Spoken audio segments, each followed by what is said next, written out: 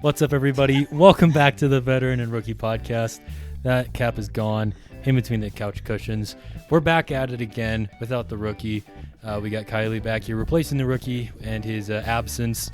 We've also been absent. As soon as the playoffs started, we said, peace out. Yeah, as soon as the coolest part of football starts. Yeah, and you know, guys were but like, nope. changing studios and whatnot, and it's a lot. And like I said last time with my audio issues, and then I was like, see you Wednesday. And then we did not. We kept pushing it off, and pretty soon it was Sunday, and it was like, well, it's not worth recording it now. So I did, to make my picks official, I was 0-2. I picked the Ravens and the Lions for the conference championship. Did you do the same? Yes. Well, technically, in my official bracket at the office, I had the Ravens and the Niners because I did think the Niners were going to win. Yeah. But in my heart, I wanted the Ravens and the Lions to win. I think America wanted the Ravens and the Lions. That was America's Super Bowl. Yeah. The Super Bowl we have now is called not what we wanted. It's called 2020 Part 2. Yeah, I hate it. Because just like in 2020, we're getting not Ravens. We're getting Niners, Chiefs. We're getting a leap year. We're getting Trump v. Biden. Like, all we're missing is COVID now. Stop. we got plenty of time. Yeah, and I honestly, I was hoping it was going to be 2012 Super Bowl. Right. You know, I think America would have liked that better. I'd love to go back to 2012. Me personally. Yeah, I won $200 on that game because I was the only one in the whole pick 'em pool that picked the Ravens to win over the Niners. So I won $200 at, how old was I then? I don't know. I was 8. Oh, okay. I was 8 years old, and I won, and that's a lot of money for an 8-year-old. So that's unlimited money for an 8-year-old. This is the last time the Ravens did me good. Yep. Yeah, I guess we'll go over those games. We'll start with that Ravens-Chiefs game. That was the first one of the afternoon. Unfortunate. And Ravens defense came to play. Yeah, the first half they had a hard time stopping him. I mean, the Chiefs come out on the first drive and marched all the way down the field. You know, the Ravens defense, I was like, oh no, we're not even going to have our defense today. It's going to be such a bad day. And then they kind of towards the end of the first half and then into the second half. I mean, the Chiefs didn't score the entire second half. So that was the defense definitely carried, but not enough. Yeah, Lamar, especially in the second half of that game, because we hit halftime there. It's 17-7. Yeah. And I'm thinking, okay, well, maybe they can do what they did against the Texans a week before, where they can come out and be a lot better in the second half.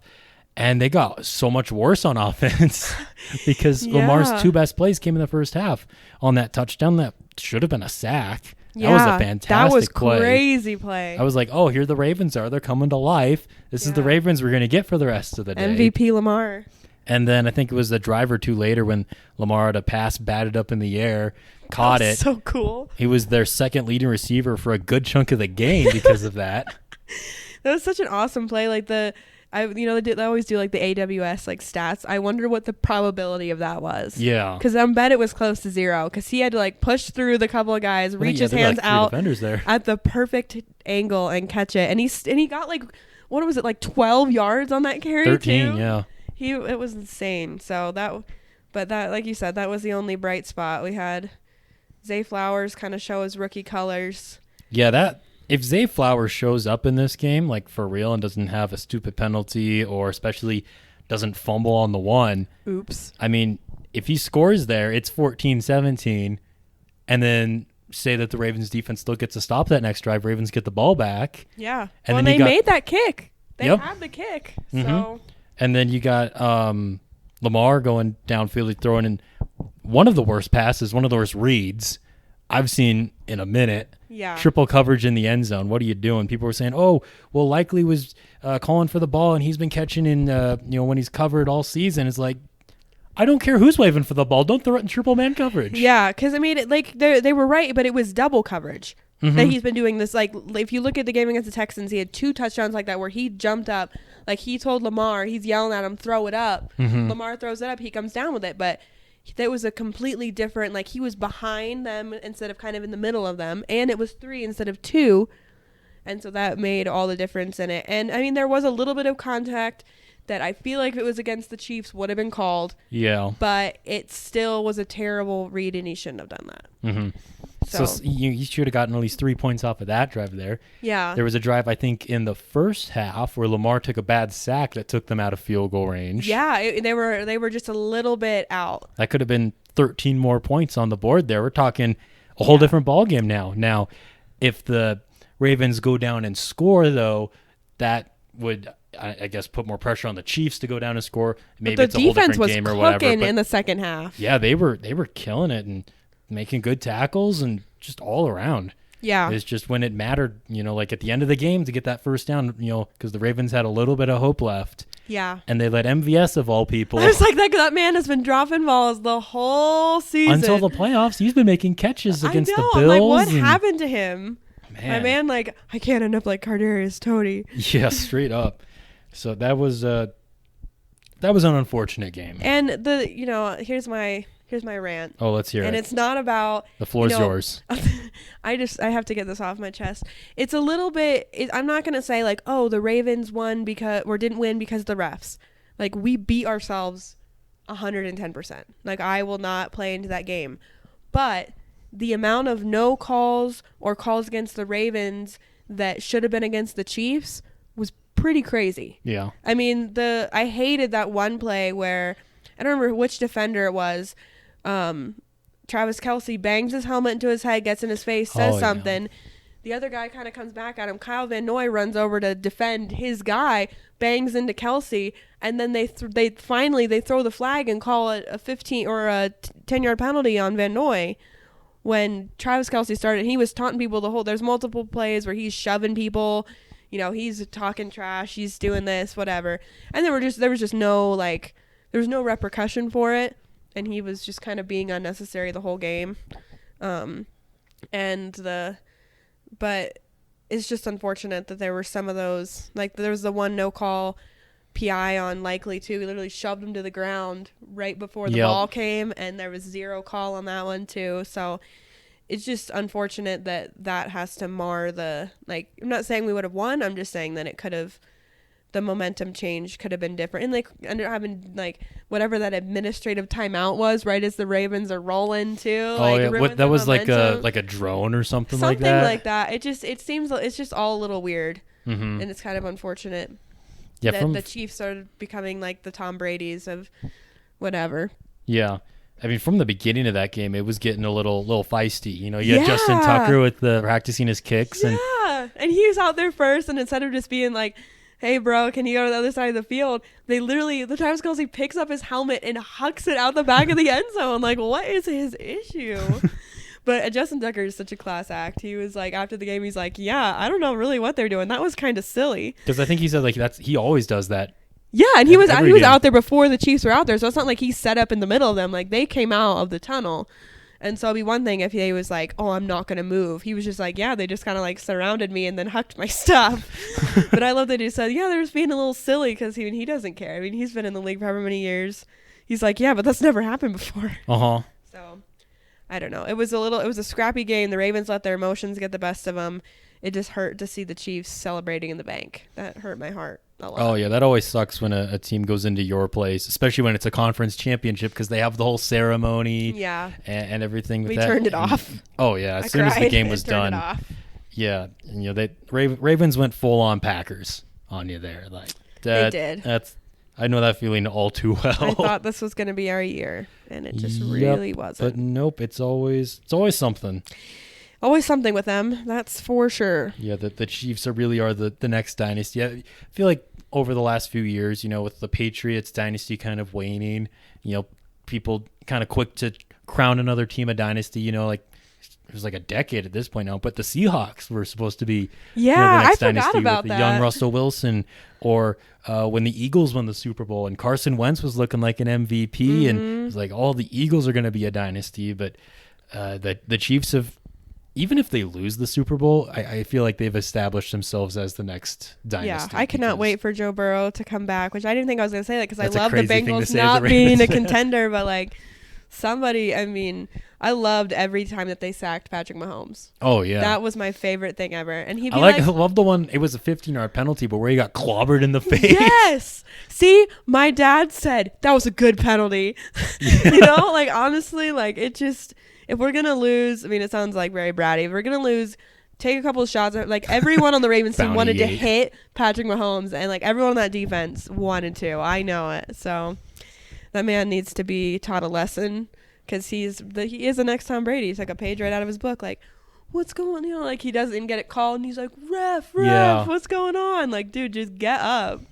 So, anyways, that's my Ravens rant. I hate them and I love them, and I'm wearing black and mourning instead of normal purple. So, sucks. Yeah, the Chiefs are that next dynasty, unfortunately, and an annoying Mahomes and just all of that. Just ugh. I want someone else to be there. Come on. I know, like, and Travis Kelce has shown his true colors in not being very annoying. Poor sportsmanship on the field. And he's the lesser of the Kelce brothers in just about every aspect. Yeah, I agree. And his wife and his girlfriend is not as cool as, I mean, Jason's wife has my name, which is why I think she's cool. Yeah. But still, he just does not seem like a stand-up guy. Yeah, after the Chiefs won, one of like the first notifications I got on my phone from the Yahoo Sports app was, "Will Taylor Swift be at the Super Bowl?" Yeah, I'm like, literally, I don't care. And I guess apparently she will, even though she has a show in Japan the night before. Yeah, like that's what I heard. She's taking like she works those private planes. That's for sure. She's gonna be killing the ozone layer with that one. Yeah, all the activists suddenly don't care, but that's a conversation for another day.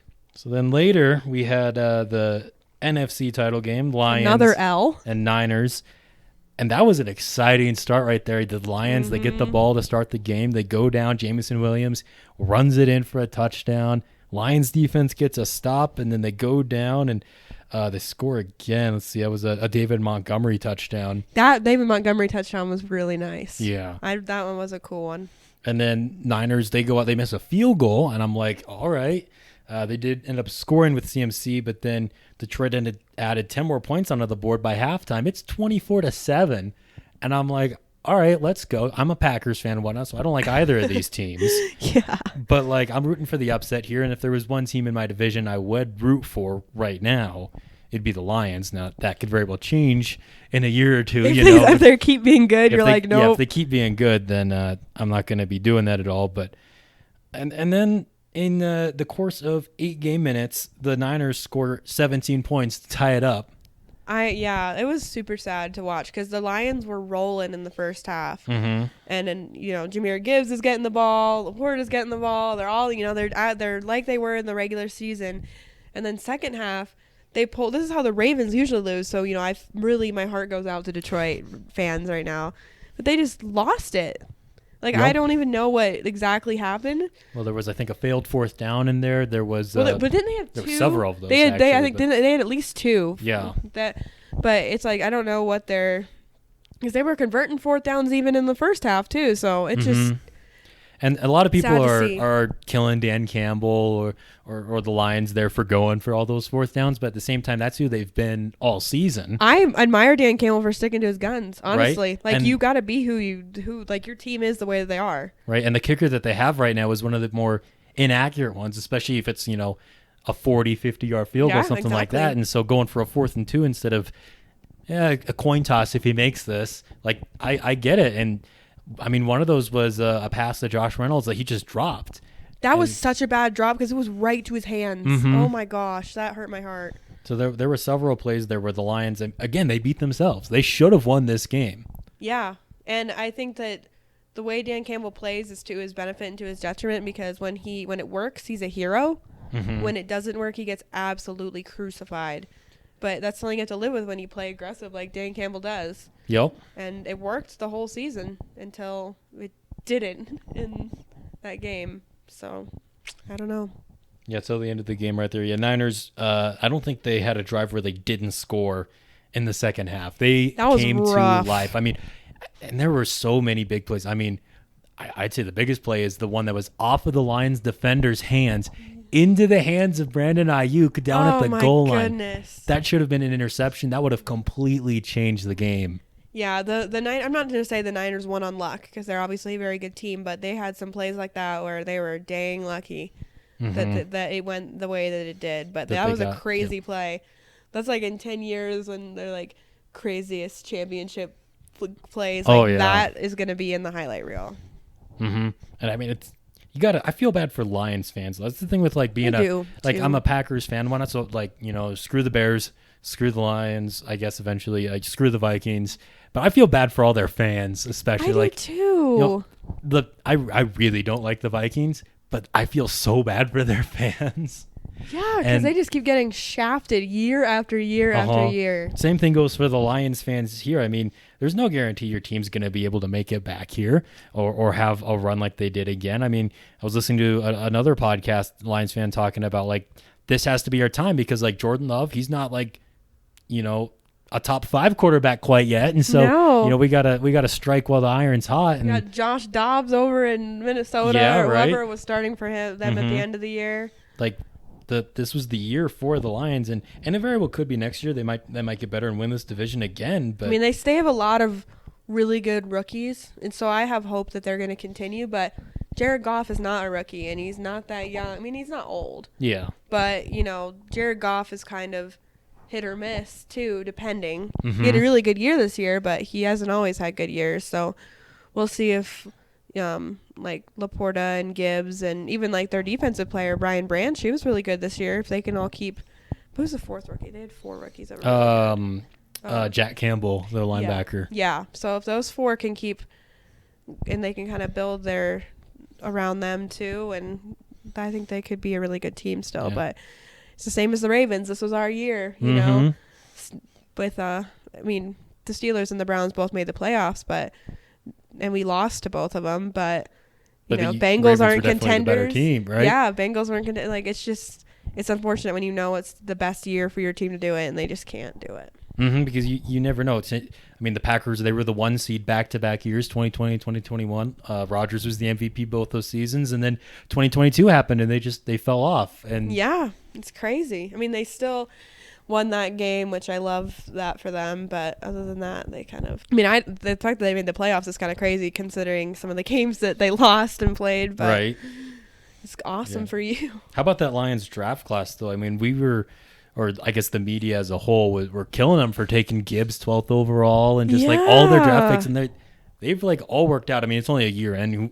Who knows? Gibbs could be terrible in the future, I guess. I mean, but no one really knows. But right now, he's looking really good, and of course, Laporta having what I would say is the greatest rookie season for a tight end ever. Yeah, I mean, and the fact that like there haven't been a ton of standout tight ends in the league this year, so he's arguably top 5.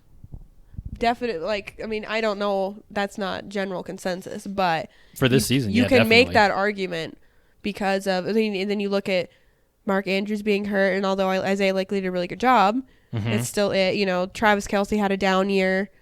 There's just it was his time for sure. It was a good year for him to shine. Yep. So that leaves us with the Super Bowl, and I think we might cover this more in depth next week when we got the rookie back, but. Early analysis. What is your pick for Chiefs Niners Part 2? I have to pick the Niners. Yeah. I can't. This is what I always say is that you have to wait for my hot takes to be general consensus opinions because I have hated the Chiefs and Patrick Mahomes since he was in the league, and everyone's like, you just hate him because he's good, whatever. Yes, I hate him because he's good. I also hate him because he's a brat. Yes. So I can never pick with the Chiefs. I don't love the Niners either, but I like Brock Purdy more as a person. So I think I'm going to go with that. I have a sneaking suspicion it's going to be a tough game for the Niners, even though they technically have a lot more weapons on offense than the Chiefs do. Patrick Mahomes is Patrick Mahomes, as we saw, and MVS suddenly has hands. Yeah, in the playoffs, it doesn't matter. Exactly. Doesn't matter what happened all season long. The Chiefs never got to a point in the regular season where they figured it out. Nope. And now the playoffs go, and all of a sudden they go too. Yeah. So I'm going to go with the Niners. I'm hoping that they win. I mean, if we have to watch a Super Bowl with these two teams, at least make it be a good game. If it's one-sided, I'm legitimately turning it off. Oh, yeah. If it's a blowout at halftime or something like that. Oh. Yeah, I don't want to watch Usher after I watch the Chiefs winning 25-0. Like, no. Under 15.5 shots of Taylor Swift at the Super Bowl. Yeah, honestly, I cannot do that. So I'm hoping that they they win, it's a good game. So, I mean, it'd be cool for, Brock Purdy's Mr. Irrelevant might get the microscope off of him a little bit if he wins the Super Bowl. Mm-hmm. Yeah, I guess I would be going for the Niners here because I don't want to see the Chiefs win, their third in 4 years or whatever it is, or third and five. Yeah. And then and again, I really don't like the Niners. Yeah. They've owned my Packers for the last 20 years, especially, but I mean, they haven't won a Super Bowl since the mid 90s. So yeah, because we beat him in 2012. Yep. And I like Brock Purdy. My gut's telling me the Chiefs, though. I know. That's me, too, which is why I'm like, I guess I'll go with the Niners. I got to pick with your heart sometimes. I mean, as I say sometimes, as if I don't always, but it's just the unfortunate reality is that the Chiefs are going to be good until Patrick Mahomes is not there, most likely. And that's going to be 15 more years. Yeah. Mad unfortunate. Big time. All right, I think that's going to be it for today's episode. I think next week when we have the rookie back on, we're going to do the Veteran Rookie Award Show. So I think that should be exciting. Maybe a little bit more talk about the Super Bowl, get what the rookies thinking. And thank you so much for filling in today. You're so welcome. I am the second coolest guest. David, when we have to mention David, that's the rule. We have to mention David once per episode. Love you, David. So, shout out to him, but thanks for having me on, and hopefully next year we'll be back and talking about how awesome the Ravens still are, even though 15 of their guys are in a contract year. It'll be an interesting offseason, but we'll have plenty of time for that too. Okay, well, bye. See ya.